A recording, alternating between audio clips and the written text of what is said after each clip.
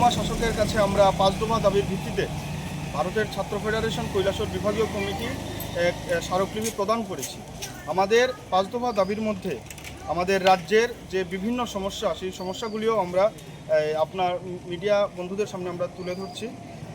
আমাদের প্রথম দাবি, রাজ্যের স্কুলগুলিতে অবিলম্বে পর্যাপ্ত শিক্ষক নিয়োগ করতে হবে, শিক্ষা ব্যবস্থার বেসরকারীকরণ বন্ধ করতে হবে এবং সর্বস্তরে শিক্ষার অধিকার রক্ষা করতে হবে।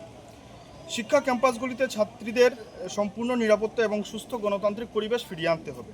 এবং আপনারা জানেন, এই কৈলাসহরে গত মাস দুয়েক আগে রহস্যজনকভাবে যুবেতা হত্যায় জড়িত প্রকৃত অপরাধীদের দ্রুত গ্রেফতারের দাবিতে এবং দৃষ্টান্তমূলক শাস্তির দাবিতে আমরা মহকুমা শাসকের কাছে আমরা ডেপুটেশনে মিলিত হয়েছি।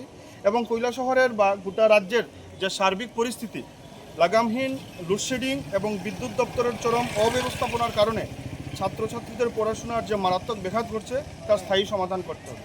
এই মূলত আমাদের 5 দফা দাবি। এই 5 দফা দাবিতেই আমরা মহকুমা শাসকের কাছে আমরা মিলিত হয়েছি এবং আমাদের পরবর্তী সময় আমাদের একটা ছাত্র মিছিল কৈলাসহরের রাজপথ পরিক্রমা করে আমরা একটা সভায় মিলিত হব।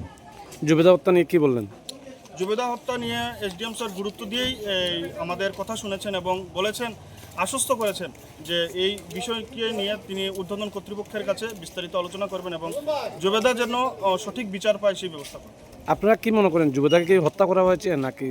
আমরা এখন পর্যন্ত প্রশাসনের উপর আমরা বিশ্বাস আছে এবং দেখি কি হয়। যদি প্রশাসন যদি সঠিক বিচার যদি না করতে পারে, তাহলে এই জুবেদা নিয়ে কৈলাসহর উত্তাল ছাত্র সংঘ